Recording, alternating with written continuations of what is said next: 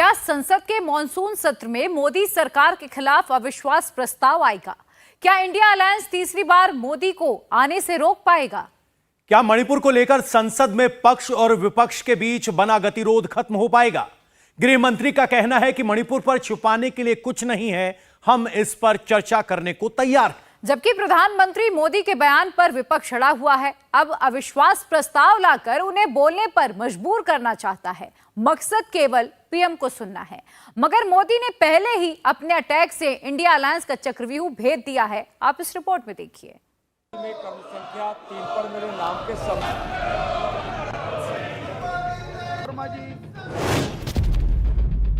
2024 से पहले चक्रव्यूह वर्सेस चक्रव्यूह। देश को जवाब दो, जवाब दो, जवाब दो। Alliance Modi versus team India. में क्रम संख्या 3 पर मेरे नाम के सब अविश्वास प्रस्ताव वर्सेस मोदी तीसरी बार। संसद के बंद कमरों में जो डिस्कस हो रहा है वो 9 महीने बाद की मोर्चाबंदी बता रहा है। 2024 के लिए दोनों खेमे तैयार हो रहे हैं।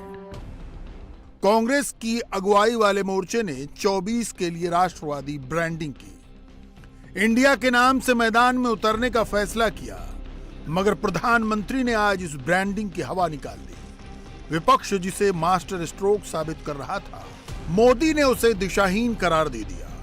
बीजेपी संसदीय दल की बैठक में गठबंधन इंडिया पर अटैक करते मोदी ने कहा, अंग्रेजों की ईस्ट इंडिया कंपनी में भी इंडिया का नाम लगा था। अंग्रेजों ने इंडियन नेशनल कांग्रेस भी बनाया था। इंडियन मुजाहिदीन और पॉपुलर फ्रंट ऑफ इंडिया के नाम में भी इंडिया है। इंडिया का नाम लगा देने से ही कुछ नहीं होता।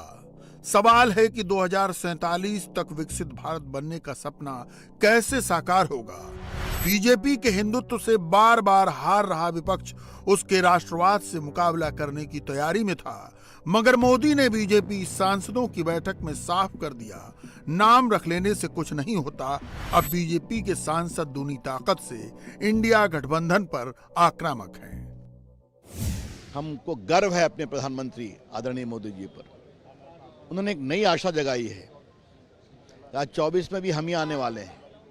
दुनिया भी यही जानती है, देश भी यही जानता है, विपक्ष भी ये समझता है, लेकिन बार बार विरोध करना। वो मान चुके हैं कि उन्हें सत्ता में नहीं आना। और उन्होंने एक बहुत बड़ी टिप्पणी की कि इंडियन नेशनल कांग्रेस एक अंग्रेज ने बनाया था, ईस्ट इंडिया कंपनी भी अंग्रेजों ने बनाया था। आजकल लोग इंडियन मुजाहिदीन भी नाम रखते हैं, इंडियन पीपुल्स फ्रंट भी नाम रखते हैं, तो चेहरे पे चेहरे लिखाते हैं, सच्चाई कुछ और है। उन्होंने हम लोग को कहा कि हम सभी जागृत हों, सुबह की भोर की तरह। देश हमारी पुनः अपेक्षा कर रहा है और निश्चित हम जीतेंगे। और आज मैं कह देता हूं, 24 का रिजल्ट आएगा ना, तो जो संख्या है ना हारे हुए, थके हुए, निराश विपक्ष की, इनकी संख्या और कम हो जाएगी। अंग्रेज यदि आए तो ईस्ट इंडिया कंपनी के तौर पर आए। 1885 में यदि कांग्रेस पार्टी का गठन हुआ, अंग्रेजों ने किया है, वो ह्यूम ने किया, सबको पता है, तो वो भी इंडियन नेशनल कांग्रेस ही है। यदि मुजाहिदीन अपने आप को कहते हैं तो इंडियन मुजाहिदीन कहते हैं। जो हमने बैन किया है पीपुल्स फ्रंट को, जो है पीएफआई को, तो वो भी अपने को इंडिया करते हैं। तो इंडिया जहाँ नाम जोड़ने का मतलब आज के देश में जो फैशन बन गया है, वो फैशन जो अर्बन नक्सल हैं, जो नक्सलवाद हैं, चूँकि हम जिस राज्य से आते हैं, नक्सलवादियों को सबसे ज़्यादा हमने झेला है, तो वो अपने आप को लेजिटिमेट करने के लिए इंडिया नाम जोड़ देते हैं। तो ये सभी अर्बन नक्सलवादी हैं और सारे अपोजिशन इतने टूटे हुए, मरे हुए हैं कि वो मुकाबला नहीं कर सकते भारत में, मतलब भारतीय जनता पार्टी का, इसलिए उन्होंने इंडिया नाम डाल दिया। मोदी ने बीजेपी सांसदों को आश्वस्त किया है कि एनडीए 2024 के चुनाव में वापसी कर रहा है। तीसरे टर्म में भारतीय अर्थव्यवस्था दुनिया की तीसरी अर्थव्यवस्था हो जाएगी। उधर विपक्ष मोदी को तीसरे टर्म में आने से रोकने की पूरी तैयारी में है। चुनाव से पहले मोदी विरोध के लिए मणिपुर को मुद्दा बनाया जा रहा है। मणिपुर के हालात पर विपक्ष पीएम मोदी को संसद में बोलने के लिए मजबूर करना चाहता है। राज्यसभा में नेता विपक्ष और कांग्रेस अध्यक्ष मल्लिकार्जुन खड़गे के कमरे में जो चर्चा हुई, उसमें तमाम विकल्पों पर विचार हुआ। फिलहाल ये निर्णय लिया गया है कि मोदी सरकार के खिलाफ अविश्वास प्रस्ताव लाया जाएगा। विपक्ष का तर्क है कि मणिपुर को लेकर देश दुनिया में चर्चा हो रही है, लेकिन देश की संसद में नहीं हो रही। राज्यसभा में नेता प्रतिपक्ष मल्लिकार्जुन खड़गे ने पहले ही रूल 267 के तहत लंबी चर्चा का नोटिस दिया है, जबकि सरकार 176 के तहत छोटी चर्चा चाहती है। खड़गे चाहते हैं कि रूल 267 के तहत प्रधानमंत्री पहले बयान दें, फिर सदन इस पर सारे कामकाज ठप कर चर्चा करे। जब इतने लोग, इतने रिप्रेजेंटेटिव्स 267 के तहत नोटिस सतत 4 दिन से देते आ रहे हैं, और ऐसा ये पहली बार तो नहीं है। इस सदन में भी जब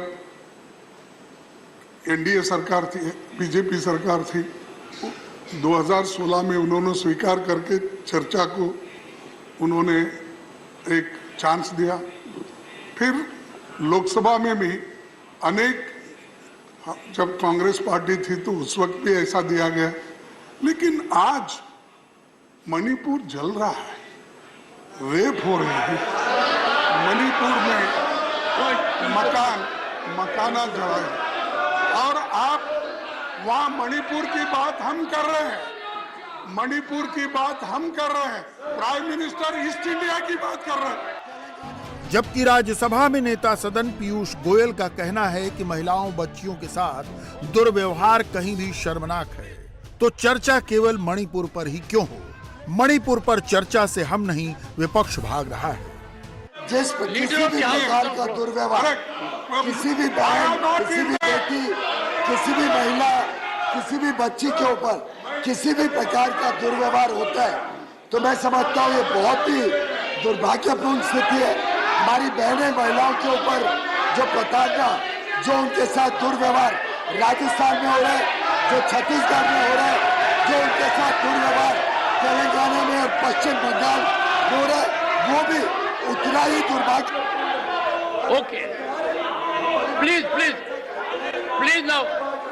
Let leader of opposition hold the floor now.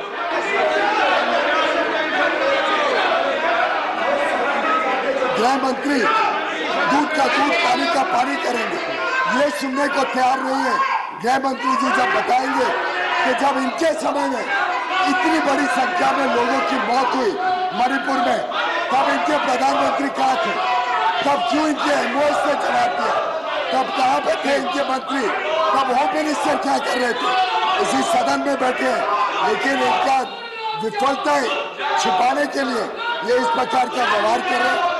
देश जानना चाहते हैं।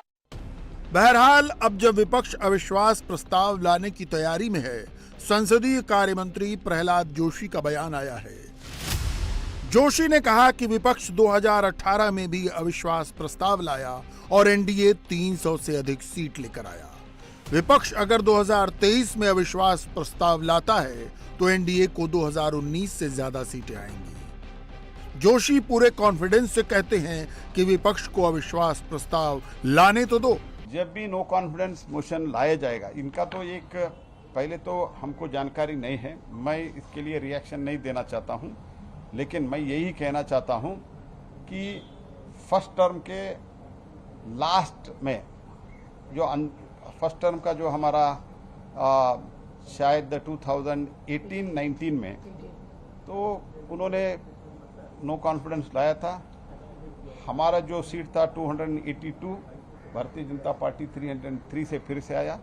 इस बार भी वो लाने दो, हम 350 से ऊपर जाएंगे। हालांकि अविश्वास प्रस्ताव हो या संसद के दोनों सदनों में मत विभाजन, बीजेपी अगर कॉन्फिडेंट है तो उसकी वजह है नंबर्स। लोकसभा में बीजेपी के अपने ही सांसद 301 हैं, जो बहुमत के लिए जरूरी नंबर से 31 ज्यादा है। एनडीए के अलायंस पार्टनर्स को जोड़ दें तो मोदी के पास टोटल 331 सांसदों का सपोर्ट है, जबकि विरोधी अलायंस का टोटल नंबर सिर्फ 131 सांसदों का है। लोकसभा में अन्य दलों और इंडिपेंडेंट्स के कुल 76 सांसद हैं, 5 सीटें खाली हैं। जाहिर है अविश्वास प्रस्ताव का मकसद मोदी को हटाना नहीं, मोदी को सुनाना है। लेकिन सत्ता पक्ष और विपक्ष के बीच बना गतिरोध खत्म नहीं हो रहा। मणिपुर को लेकर स्पीकर ने सर्वदलीय बैठक भी बुलाई, मगर बात नहीं बनी। कांग्रेस और उनके सहयोगी दल पीएम के जवाब पर अड़े हैं, जबकि सत्ता पक्ष ने गृह मंत्री के जवाब की बात कही है। जबकि मायावती की बसपा और ओवैसी की एआईएमआईएम केवल डिस्कशन की मांग कर रहे हैं। मगर मैं फिर से कहना चाहता हूं, मैंने आज दोनों सदन के विपक्ष के नेता को पत्र लिखा है कि कितनी भी लंबी चर्चा के लिए मैं तैयार हूं। सरकार को कोई डर नहीं है, चर्चा जिसको करनी है मणिपुर पर वो चर्चा करने आए, हमें कुछ छुपाना नहीं है। हमने दोनों विपक्ष के नेताओं को मैंने आज पत्र लिखा है। मैं कहता हूं कि जनता आपको देख रही है, चुनाव में जाना है, जनता के खौफ को ध्यान में रखे और मणिपुर जैसे संवेदनशील इश्यू पर चर्चा के लिए उचित माहौल सदन में बनाइए, ऐसी मेरी विनंती है। हालांकि सत्ता पक्ष के नेता बार बार बंगाल, राजस्थान और छत्तीसगढ़ का जिक्र कर रहे हैं, मगर सूत्रों के मुताबिक अगर चर्चा होती है और गृह मंत्री मणिपुर पर बोलते हैं तो उनका फोकस केवल मणिपुर पर ही रहेगा, क्योंकि सरकार का मानना है कि उसके पास मणिपुर पर पहले की सरकारों को आईना दिखाने के लिए बहुत कुछ है। मणिपुर हिंसा को लेकर सरकार सदन में पूरी तरह से चर्चा कराने को लेकर तैयार है और जवाब देंगे देश के गृह मंत्री अमित शाह।